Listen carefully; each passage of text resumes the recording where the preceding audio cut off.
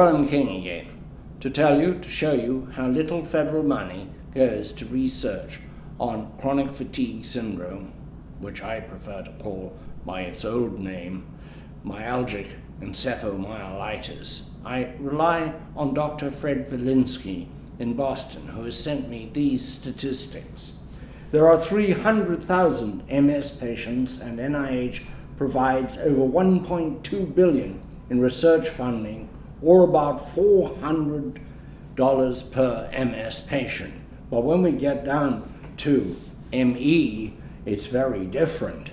It comes out $6 million, and there's some argument about whether all that is correctly spent, comes out at $1.25 per patient.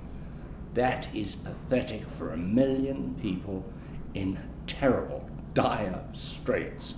I cannot emphasize sufficiently, except to those who know, who don't need me to emphasize to them, how absolutely awful it is to have this disease, how much of your life is gone, and gone for good, and how hard it must be for the patients to resist the temptation for pure anger against the disease, against their own luck, against their own deity, that they should have this affliction while the rest of us are walking around having full lives.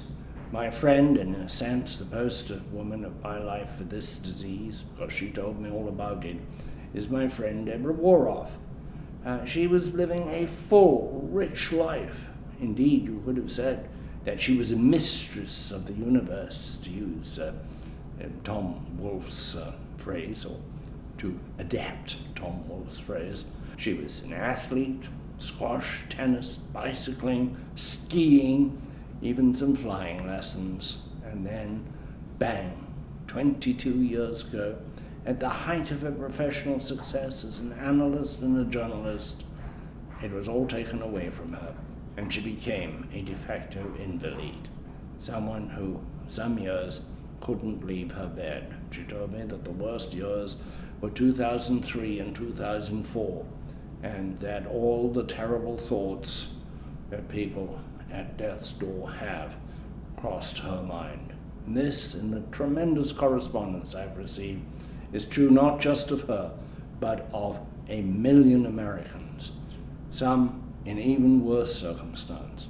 Lovers, husbands, wives drift away. Families are terrified of contagion, and those who have no financial resources exhaust their health insurance in no time flat, and are then left to charity, to living in dreadful conditions.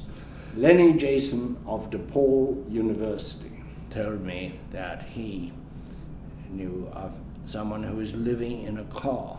I heard from someone else of a woman living in squalor, terrible squalor, because she couldn't take care of herself in one room in Miami.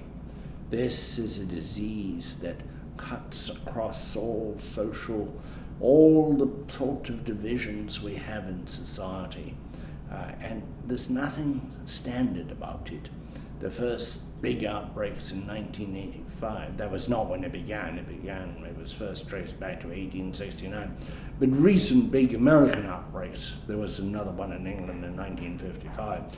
But these two big outbreaks, one was in opulent Lake Tahoe, Incline Village, Nevada, and the other in a poor community in northwestern New York State.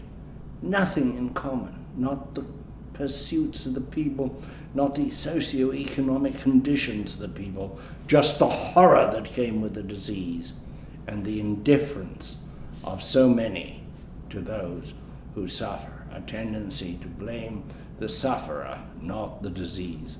And that tendency that comes for people who are suffering to feel that somehow, ultimately, it is their fault.